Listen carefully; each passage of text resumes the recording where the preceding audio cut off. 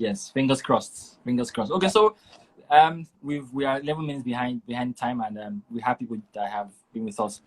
I'm just going to ask you questions. So context around the session, like I was sharing with the viewers, is a lot of people have lost their jobs, people who are struggling with how to cope during this period, and we believe that there are many people who could use the problem-solving skills to paddle through this period, and that's one of the reasons why we decided to organize a session around problem solving, and who best to help us deliver that than you.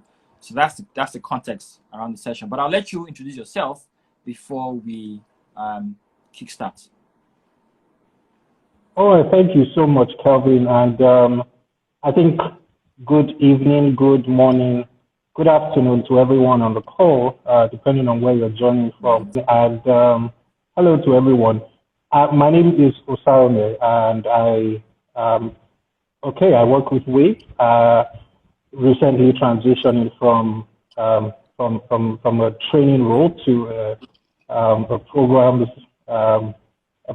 role, and over the past few years worked with many businesses, especially the small medium enterprises, and really just trying to help them drive the necessary development and growth in their organizations, especially through working with their teams. And so we like to talk a lot about how we can support their talent strategy and their talent, because we know that people is critical to any business, to any organization. And so we've done that for several businesses across different industries. We've worked in the banking space. We worked in F&B, which is food and beverage, hospitality, retail. We've done in the educational space. We've worked with a lot of different organizations and businesses. Currently, I support a lot of the other programs within Wave. So the direct programs, from our brick and mortar academies to the academy in boxes, which we call mobile academies. Essentially, we're trying to help young people get prepared for the future of work. And so whether you are in employment or you are out of employment, the goal is to really support you and prepare you for the world of work. So I hope that has summarized what I do. Thank you, Sarme. That was a good summary. Right. I'm just going to bring this up before we dive deep into the session. So recently, I don't know how recent the report is, but we got a report where a report of the WF future of work skills, or skills for the future of work, particularly 2022, and complex problem solving was or is among those skills. I don't know if you've gotten a wing of that report and your thoughts around that. Okay. Yeah. So thanks, Kelvin. Complex problem solving is critical. So you're correct. It's a super critical skill at this time, especially now that COVID has hit. Right. A lot of us are grappling with the new normal or the new reality, and complex problem solving is a very important skill. So definitely, everyone who is, whether you are working, whether you have a business of your own, at this time, it's important to begin to. Can you hear me, Kelvin? I can hear you. Yes. Yeah. All right. So it's important that everyone develops that muscle. It's a muscle, and it's important that everyone is developing it, especially at this time. Because the truth about it, Kelvin, is that there are problems that are arising, right? But there are solutions that will emerge, and solutions have to emerge. Otherwise, we can't move past where we currently are.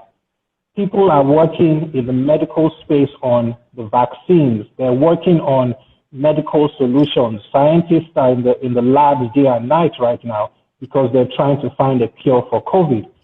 So problem solving it's critical. It's critical at this time. Safe to say it's a life skill. It's a life skill. It's a life skill. It's a survival and thriving skill. It's crucial to survival and thriving. It's crucial. It's almost secondary to oxygen right now. Your breath. To your breath. Yeah. Okay, but so now the real question is, what is problem solving, or what is complex problem solving? So I think the difference, if there is any, between complex problem solving and problem solving is really how you look at it, right? Somebody might look at a problem and say, look, I think I can solve this problem. It's pretty easy. Another person could come to the same problem and say, hey, this thing is completely racking my brain. I can't figure it out. It is absolutely complex, right? Whichever person you choose to go with, one thing is constant, and that is that there is a problem that needs to be solved. Problem solving, right, Kelvin? Problem solving. Because this is very uncomfortable, right? Every time we meet a problem, whether it's in the personal life or it's in the workplace, it's very uncomfortable because we weren't trained, we weren't taught growing up to solve problems. You look at the range of subjects you did up to secondary school education. Did you ever hear anything like problem solving? Did you ever hear anything like critical thinking? It was almost strange on this side of town, right? But it's essentially, the way I like to look at problem solving is, it is simply an invitation, right, to a higher level of thinking. Higher level of what? Are thinking. Okay, thinking. Thinking. Right. Problems are invitations to a higher level of thinking. So every time we see a problem, it is an invitation to push us out of our comfort zone, a notch higher, to the level of thinking. Now, it was Albert Einstein that said this, Kelvin. He says, we cannot solve problems at the same level of thinking that created them. We can't solve problems with the same level of thinking that created them. So it's an invitation to a higher level of thinking. Yeah. And I was going to say, to your point around, if we learned or were taught this skill in secondary school, even up to university, I don't recall having to be taught that skill while I was in school. Yes, I mean, it's a changing world, Kelvin, right? The way we are taught is regurgitate. So cram, put it out. Cram, put it out. Cram, put it, yes. Cram, put it, reproduce. So your somebody is marking your script, and because you haven't answered the question the way the person expected you to answer, you're penalized. And automatically you fail that test, you fail that assessment. Stifles your thinking. Stifles completely. So even though we have the potential, we have the innate potential, Kelvin, as human beings, we have the innate potential to solve problems. But because of environment, because of exposure, education, and so forth, sometimes those innate potentials, have been suppressed. But definitely, we all have it, and we can solve problems. So we all have problem-solving abilities. We just need to, identify it. We need to identify it, and then we need to also focus on our mind. So one of the things that I talk about with problem solving is start with yourself. Start with you. You need to deal with yourself. So the first thing with problem solving, if you're going to solve any problem, right? If you're looking to be a problem solver, start with yourself. Yes. Do you find that you are uncomfortable when you encounter problems? Once you come against the problem, and you find that you're ruffled, you're rattled by the problem. You need to deal with yourself at that point, because it's possible. It's possible that you haven't been introduced to that world. You haven't been invited to that place of slight discomfort because it is not familiar. Every time people encounter problems, Kelvin, it's not a familiar place. except you have built the muscle over time. If you are Yes. used to solving problems over time, then it becomes a familiar terrain. If you are not used to it and you see problems as, I'm going to avoid it, then it becomes an uncomfortable thing. And so you need to introduce yourself to that level of slight discomfort at the beginning. Eventually, you will just flow into it and you will begin to solve problems. So start dealing with yourself. Deal with yourself. The first thing in problems, because Kelvin, the thing about problems is, sometimes people say it's not the problem, it's you and the way you see the problem. Some people say that it's not the problem that's the problem. The problem is the way we see that problem, right? Yes. Think about it. Think about it, Kelvin. You Yeah, see that's ants. If you keep something somewhere, right? Yes. Something that's got a lot of sugar or something that can attract ants. The important lessons that we learn.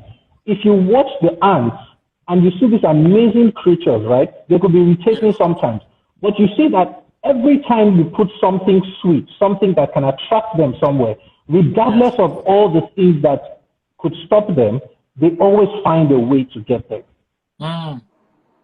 They always find a way.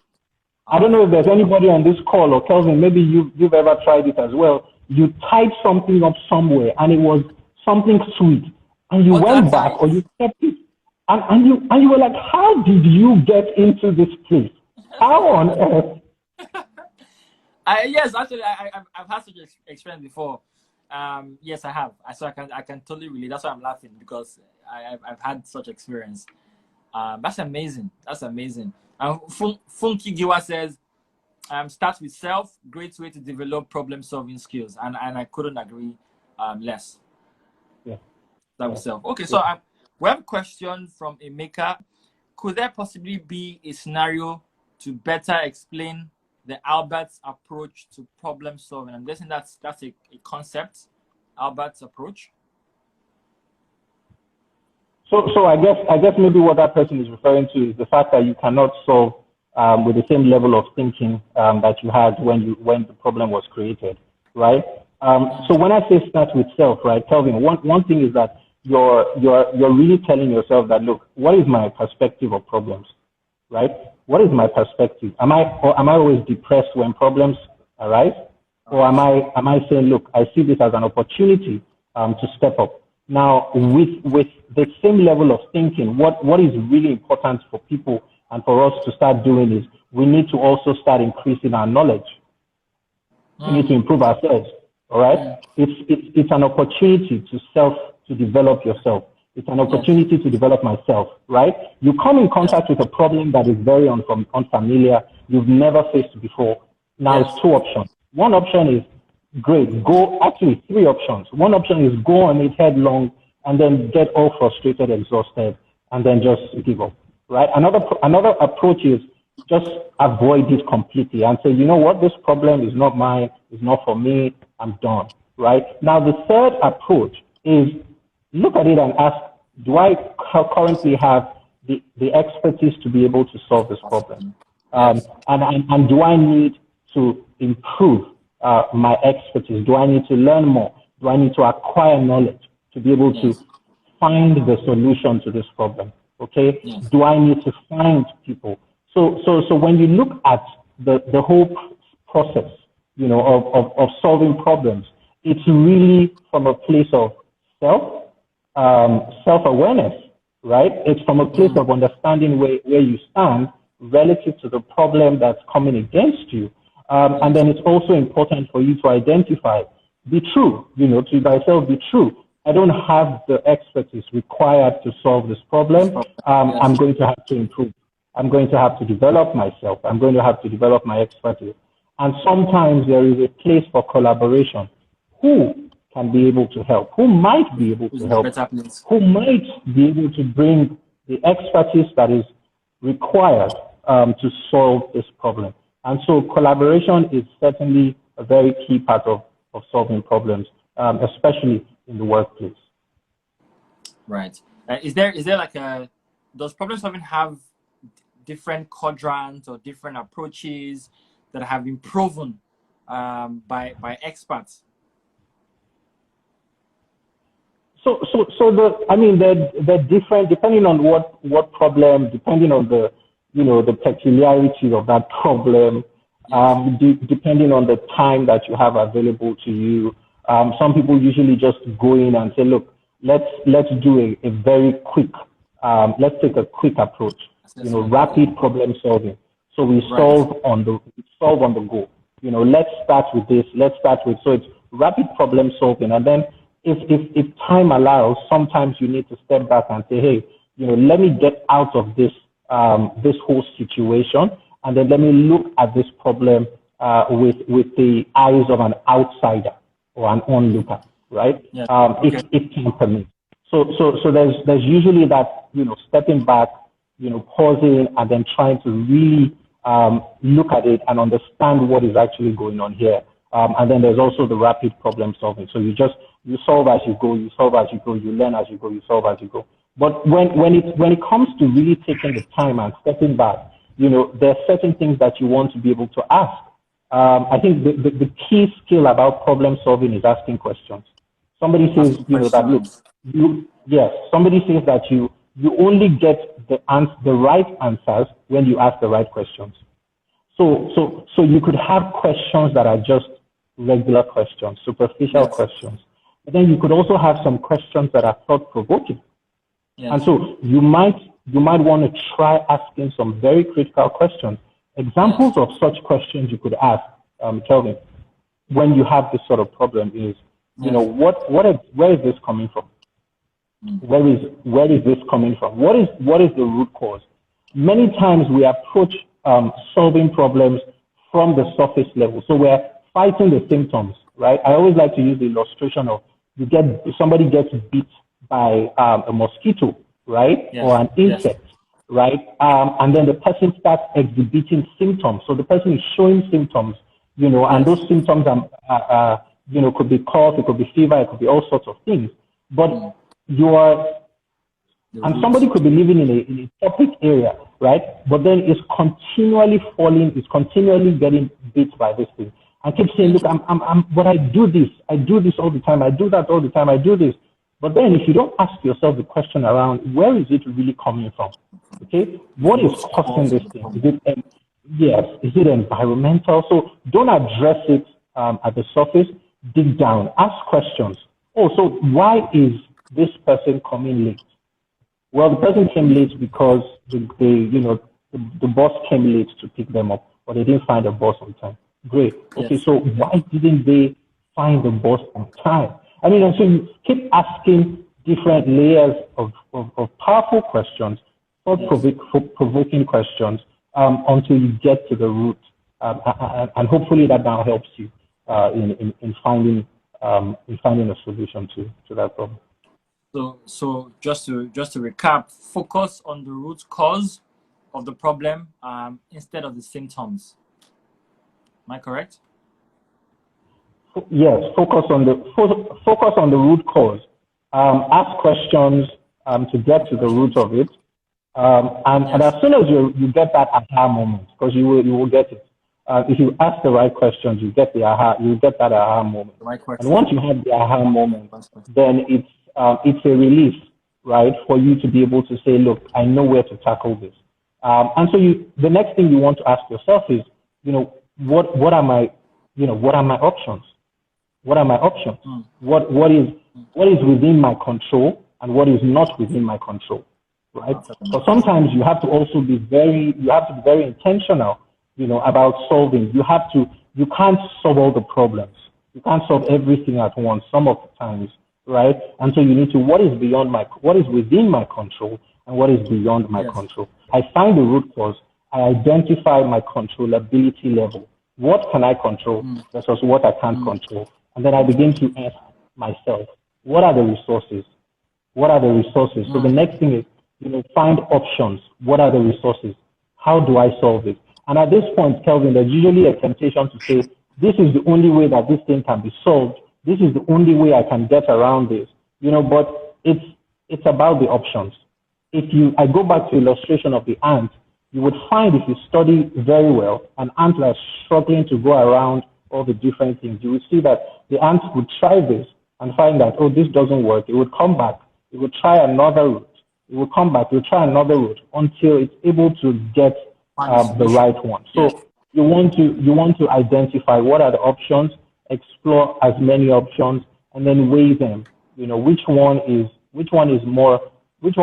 most effective for this particular issue, and how do I apply it, you know, to that particular issue.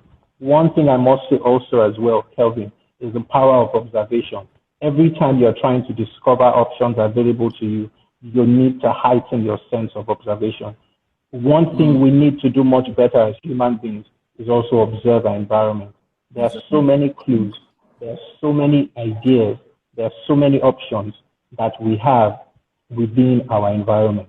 And so rather than ignore, rather than get ourselves into that place where we're not empowered to really see, we're not empowered to pick up signals, pick up signs, observe our environment, because most of the time, if we're in the right mental space, if we have addressed our perspective, right? If we've asked the right questions, right? When we get to the option stage, you usually would get suggestions even from your environment and the people around you in terms of the options you can explore.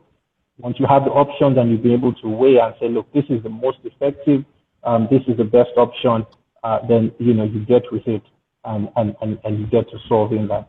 But one thing is important, right, Kelvin? Your expertise. Your expertise. Be true to yourself. I can't solve. I need some extra knowledge. I need to raise the bar. I need to go a notch higher.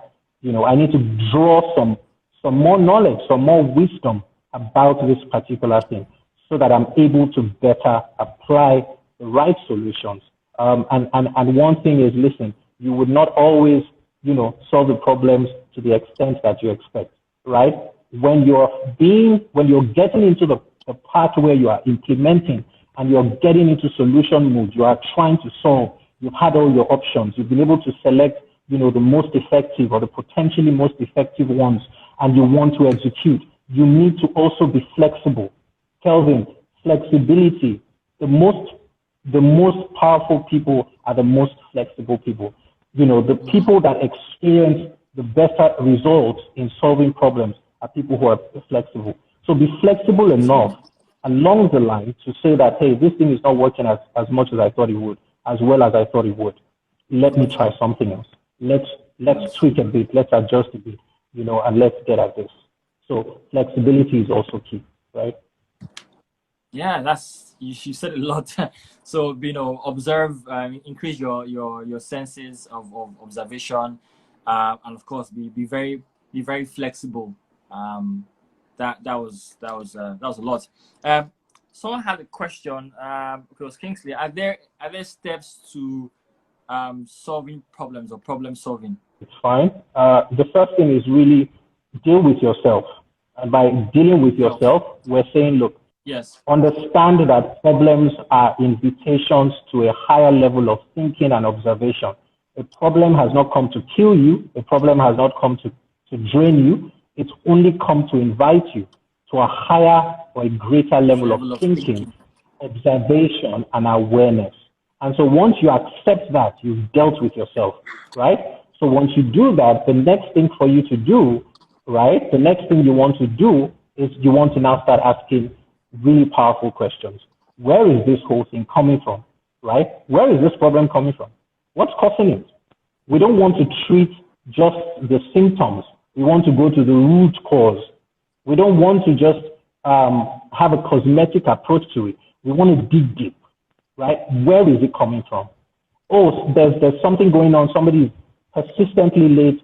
Why is this person persistently late?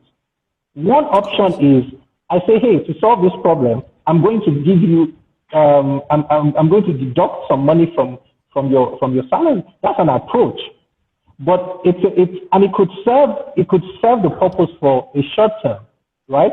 Yes. But you might find that the real cause, Kelvin, of that problem is not that this person is coming late. There's something going on with this person beyond the lateness. Now, lateness, persistent lateness becomes a symptom. all right, of that, Yes. of that root cause. Okay, so you want to be able to have a conversation to dig deep and find out where is this coming from. So that is the Yes. extent to which you can get as granular with the cause so that it helps you. So deal with yourself, okay, ask thought-provoking questions to uncover the cause of the problem. Now, once you uncover the cause, then it's easier. You have a release, okay? What happens is you begin to, your sense of observation heightens, okay? You find the necessary resources and tools and people that you need, okay? And what are the different options? So then go to exploring your options. Okay, what are my options? You found the root cause, you've dealt with yourself, you now go to exploring options. Okay, explore the different options. Remember when you're exploring options that there is no way that is the way. There's no One way, way yes. that's the only way. That's Yeah, casting so stone. it's not one way. Yeah, so if I wanted to go to San Francisco from here, there are so many different alternatives, Kelvin. I could go by sea, I could go by air, I could go by, but what will determine is what is my desired outcome? What is my desired outcome? If I have to get to San Francisco by air, the reason, if I have to get to San Francisco in a short period, it's likely that of all the options I have available to me, road, land, sea, and whatever else, I would go by air. Because my desired outcome is to get there within a short time. So let your desired outcome drive your options. And when you are exploring the options and you are deciding which one to go with, okay, be flexible. Yes. Once you have a plan, make a plan. What is it going to look like? What do I need to do to get to the desired outcome? And that's one thing that you need to do. Okay. When you get into executing, you get into solving, you get into putting all the things and putting all the great ideas into implementation, be flexible. Flexibility cannot be overemphasized. Be flexible to understand that I may need to tweak, I may need to change, I may need to adapt as I go along, and depending on some of the things that I'm being faced with in the process. And then once you finish, right, it's always good to look back and say, how well have I done? Have I been able to solve this entirely? Assessment. Now, don't beat yourself. Exactly. Review it, right? Review it. Don't beat yourself up. I didn't solve it the way I expected. I didn't get 100% solution success rate. Great. But what did you learn from that? What can you change next time? Right? What are the lessons that you're taking from that, and how do you adjust in the future? So it's very, very, very important. Look, Kelvin, we're not always going to solve problems. We're not always going to get the right options. But the difference between the people who solve problems and who continue to solve problems is that they understand, they realize that it is not about how well, it is about whether I actually achieve the desired outcome. So understand that your desired outcome would always drive, okay, different approaches, the options that you adopt, but be flexible enough to make the necessary adjustments. Thank you for all that. That was a lot to take in. My next question is, where does the 5 why? Where does it play in all of this? The 5 whys. Yeah, it does. It does. It does. When you're trying to find what is causing the problem, yeah. So you're trying to uncover the real cause of the problem. You ask why. You ask why is this happening? So I talked about the layers of questions earlier on. Yes. So you look at the layers of questions. It could be 5. I mean, some of the times it's not that deeply rooted, and so you might get what you're looking for by the 3rd question or by the 4th question. And at times you may need to go beyond 5, and really dig deep to find out what exactly is causing the problem.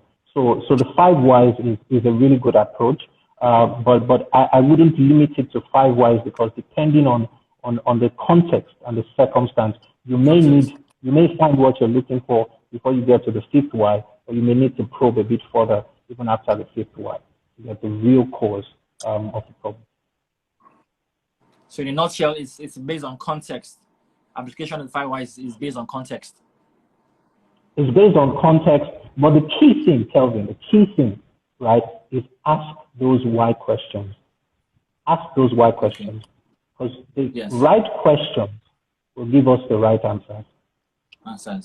Got it. There's a question here from Make It Twist Fabrics. Question is, how do you handle conflict at work, especially when there is no clear superior to report to? I know that, you know, some of our alumni have this challenge as well. So this will be a good time to get that answer out. So at least get some suggestions. So the thing about conflict, right, is look, you're working somewhere. There's no body. According to the question, if I get it right, there's nobody to report to, right? There's no authority. There's no defined authority to report to. You know, classic example of a problem, Kelvin. So different options here, right? Option one is, and this is a great multiple choice, you know, the MCQs, you know, that we used to do in. So option one, what will you do? Walk away, right? We're familiar with, some people might be familiar with the TV game show that says, call a friend, walk away. But yeah, option one is walk away, right? Option two is, and walking away doesn't make you, it doesn't make you less of a problem solver. It's just what approach you decide to take at that time. So option one is walk away. Option two is to resolve the conflict with that person. Option two is to approach the person and say, hey, you know, what's going on here? But the thing about resolving conflict is it can be difficult if it's a new area. Some people are not comfortable with it, with you know, having those exchanges, you know, or that sort of interaction. You know, another option is to really try and get in a third party, you know. So a third party who is influential to this person and who you think would be a great conflict. I don't want to use the legal term arbitrator, but you could bring somebody who would allow me to use mediator, because I think mediator, a lot more people can connect to that term. So that's another approach, is to bring in a mediator who you think is pretty neutral, may not have quote and unquote authority because based on position, but may have influence. Okay, that person may have influence, and that influence brings about a resolution process. You know, where you can have three of you sit together and resolve that. So those are the options available to you, and you need to, again, your desired outcome will drive which option you pick. My next question is, I am the youngest. I'm the youngest on my team, and I have older people who report to me. However, it's been a challenge managing them. How do I go about that? Okay, so what you know, I'm beginning to sound like a broken record, but I would go back to desired outcome, right? If my desired outcome is to get the job done. If I work in an organization that largely interfaces with customers, right? And so the work that I do with this person is instrumental to the delivery or the quality or standard of delivery that I service delivery to customers or clients, then I need to be able to make those tough decisions or take those difficult steps. Okay, to say, look, this person is younger, and we suspend that, right? Because I mean, your desired outcome is to show that you are the oldest, and to retain that level of respect because of your age.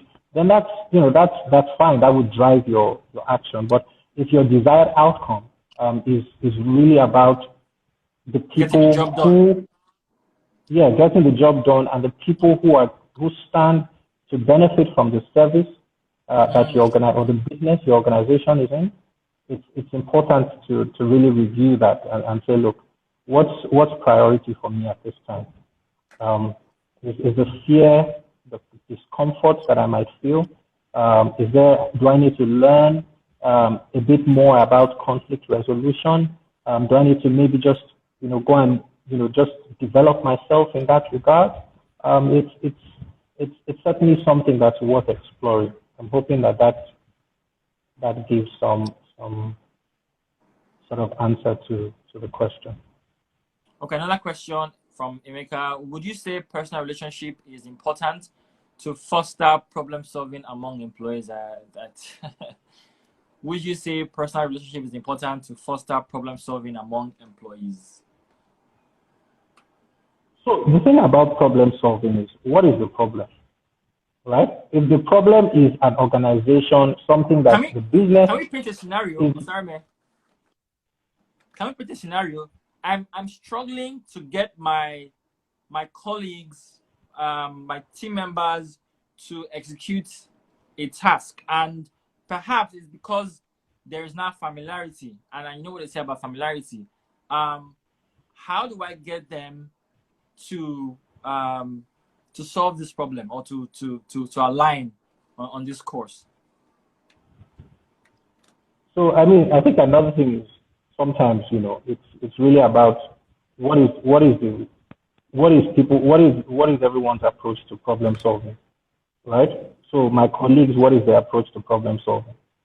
Have my colleagues dealt with themselves in terms of problem solving, right? Have my colleagues see problems as, here we go again, not again, right? Do my colleagues see problems? So I could have a conversation with my colleagues to say, hey, this is an invitation to possibilities, opportunities, right? There's a problem here, but there are opportunities that could come out of this if we can bypass, if we can find the right solutions, if we can, get ourselves into the right space, right? We can find opportunities in this seeming problem, right? So it's also from that place of, problems as opportunities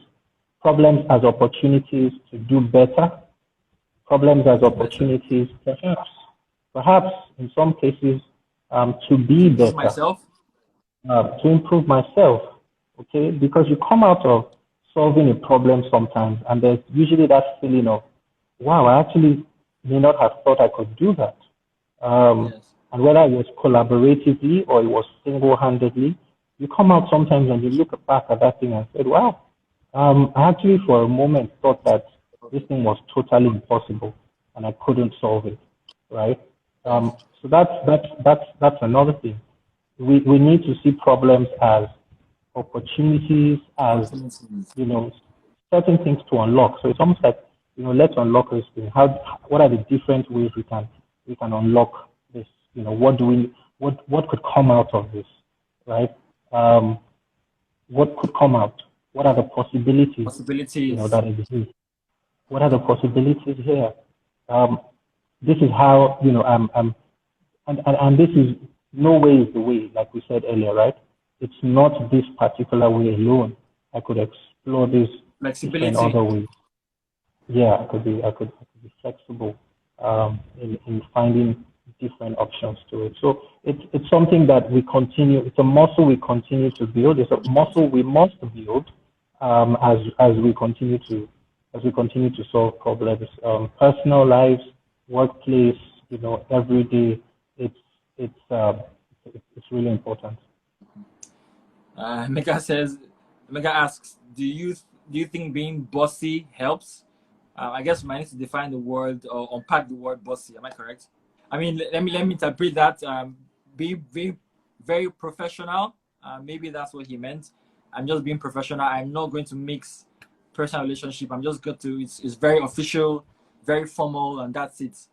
But yeah, that's my guess. I may be wrong. My next question will be, do you have any experiences? So in your line of work, do you have any experiences working with clients who have shared a complex problem or a problem, and you had to profile or make suggestions, and perhaps it worked? Yeah, I mean, I think there's a particular client that we had gone to work with. We've done some training for them, and they were actually supervisors and managers. And one of the supervisors had said, I have somebody who's always coming late, always, true story, always coming late, and we were going through, I think we were going through coaching at the time. It was a coaching program we were delivering to them. And we had gone through a particular lesson, and one of the persons said, I'm actually going to try changing my approach to this person who comes late persistently. He said, I never asked why this person comes late. It's always, you come late, go and do this. You come late, go and do that. You come late, this is your punishment. You come late, this is do you understand? So, and it was interesting because in that room that day, this gentleman had recalled that he also had the same challenge years ago when he first started the job. And he realized that he was seeing himself in this person because of, just understanding what coaching means, understanding how to, support. So he said, look, I actually never saw this, that I was actually struggling myself when I started. And he began to walk through the steps he took, to sort out that issue of lateness. And so he said he was going to sit down with that person and he was going to have a conversation and say, look, and share some of his own experiences with that person to say, I started and this was what I did. When I started a few years ago, I used to have this challenge. These were the steps I took. Do you want to consider? Would you be happy, to try them out and see whether it works? And I mean, Kelvin, it's that the guy had come in the next week because it was a 4-week engagement. So we would see them each week, once every week. And the following week, he had come in to say, I had a conversation that, this is what happened. We looked, he said, and the person really appreciated and said, wow, I didn't know that, you ever used to come late yourself and everything. And he said, because of that, the person, has been able to sort out that, that challenge of lateness. So the person wasn't coming late. At least by the 4th week, when we finished with these people, we found that, just taking feedback, we found that yes, this guy said, I haven't had this person come late in quite a while, since that happened. So it's really about, what is the desired outcome. And as human beings, certain things would interfere, many times as we try to solve problems, but keep the eye on the desired outcome. What are we trying to achieve here? Guys, people, it's about the customers, for instance, it's about the clients. We want to make this better for them. We want to make this more convenient for them. It's about them being satisfied, them being excited after every experience with us. How can we do that? And so we keep ourselves focused on the desired outcome as an organization or as a group, as a team, as a people, as individuals. Very, very, very important. Focus on the desired outcome. I've just put that in. See problem as possibilities. Also put that in. Yes. Okay. So we're about to round off before Instagram cuts us off. There's a limit of 1 hour before we are cut off. But I'm just going to ask you to the future of work. We had that session. That was the first session that we had, future of work, and Teju did an amazing job with highlighting many of the skills that we need to have to succeed in the future of work. I'm also going to put it to you and ask you, what do you think are the future? What do you think are the skills that we need to have to thrive in the future of work? Whether it's soft skills, whether it's technical skills. I know that your expertise is more around soft skills. So if you want to focus on that, that's also fine. But what do you think are the skills that are required to succeed in the future of work? Thanks, Kelvin, for that question. And I would say that, simply put, for me, it would really be flexibility. Flexibility, you just said something. Soft skills, happens to be, more of my experience. The world of work in the future, Kelvin, um, there will there will still be specializations, right? Yes. But flexible enough to Flexibility. say, how do I combine digital? How do I combine technology with whatever it is I'm doing? How do I integrate technology or digital into my area of specialization? How do I become a more digitally or technologically inclined person around the solutions that I am presenting, whilst I retain some aspect of my originality or authenticity in whatever it is that I have always done or specialized over the years. So I would say that that requires some level of flexibility. Ability. I mean, others might say adaptability, that's fine. But I would say that I was going one to ask you critical that what's different between, sorry to cut you. I was going to ask you, is there an intersection between flexibility and adaptability? Do they, yeah, do they mean I mean, something?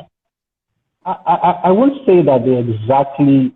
I don't want to go into a grammar, grammar, but I wouldn't say they exactly um, they mean exactly the same thing. But I think they overlap in certain aspects. Adapting is really okay. How do I adjust? Things have changed. I adjust. I move somewhere. I relocate. I adjust. I move to this kind of. I adjust. Um, I'm adapting, right? So I'm adjusting. But when I look at flexibility being very closely similar, but also maybe just going a bit further to say, now I am not reactive, so to Sorry, speak. man, we are Um, running out of time. We have literally 1 minute, 20 seconds. But thank you so very much for joining us. Thank you thank for you. all the nuggets you have shared. If you're just joining us, we've been talking about solving seemingly complex problem, and Osarume has done justice to the topic. We will have this video up on our YouTube page, and we also have some snippets on our Instagram page. Thank you so much, Osarume. We hope that Thank the you. next session you would be available to join us. Now, Wave is so just to put things in perspective. We are training on problem solving amongst other skills. We have an online batch that's coming up in next week. Please click the link in the bio to apply if you'd like to be a part of that training. We look forward to seeing you all. Thank you so very much. We're almost literally out of time.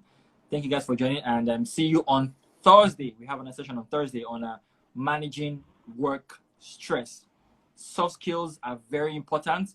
Soft skills are the future of work, and I think that's important that we build muscles around those skills. Thank you guys again, and this has been the Wave Web Series. Good night. Thank you. Goodbye. Thank you, everyone.